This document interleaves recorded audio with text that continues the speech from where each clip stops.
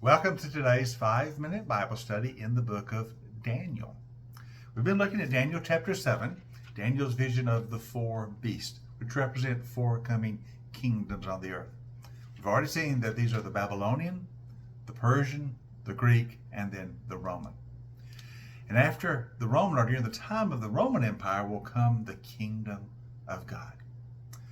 But somehow the coming of the kingdom will also involve the rise of a figure who will try to oppress the people of God, a figure who will oppose the ways of God and try to wage war against the people of God. This is portrayed in Daniel's vision as a little horn. Now I said on the head of the fourth beast there were 10 horns. And then he said, notice another horn came up among them. And that horn supplanted 3 of the horns, and then that horn spoke boastfully. Daniel wondered about all of this. He knew there must be particular significance to what he was seeing in this fourth beast. So in verses 19 and following, he asked, what is the meaning of this fourth beast? And the horns and the little horn.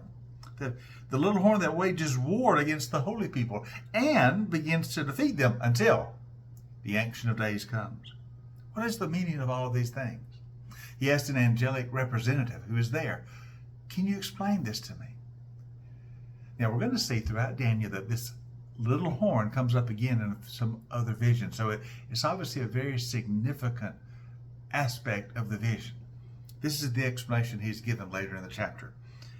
Verse 23. Now, the fourth beast, remember that's the Roman Empire. This is the fourth kingdom that will appear on the earth. It's going to be different from other kingdoms. It will devour the whole earth. It will trample and crush. The 10 horns are 10 kings who will come from this kingdom. So out of this empire will come other kingdoms that arise from it, 10 in number. And then there will come another king who will be different from the early ones and will subdue 3 kings. That's the little horn. See, the horns are kings, and the little horn is another king who will come. This is the one who will bring oppression against the people of God. That's what the angel says. He, that is the little horn, will speak against the Most High. These are the boastful words where he speaks against God. He will try to oppress the holy people. That is, he will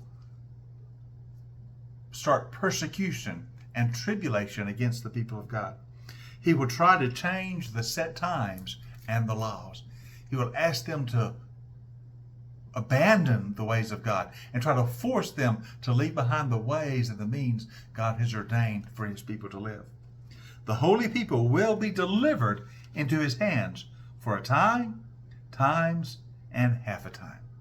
So this great tribulation, this great persecution, this great oppression of the little horn will last for time, times, and half a time. That seems to be 3.5 years.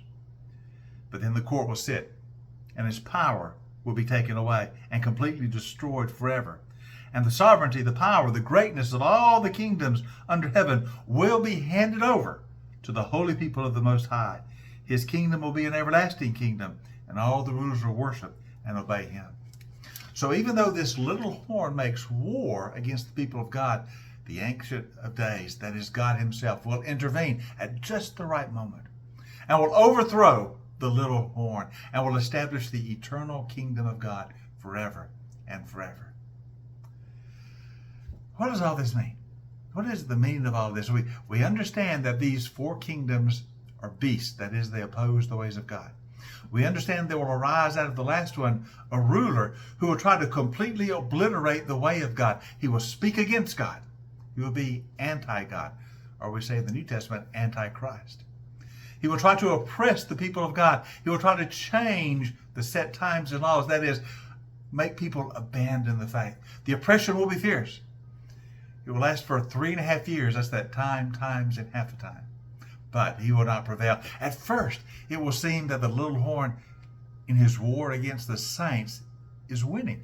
Oh, but God intervenes and establishes his eternal kingdom. It's good to know the end of the story. God is victorious. His way is established. The enemy will be defeated. And the kingdom of God will be established forever.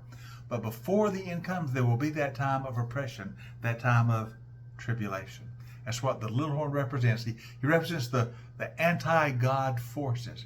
He represents, in the New Testament, called the spirit of Antichrist.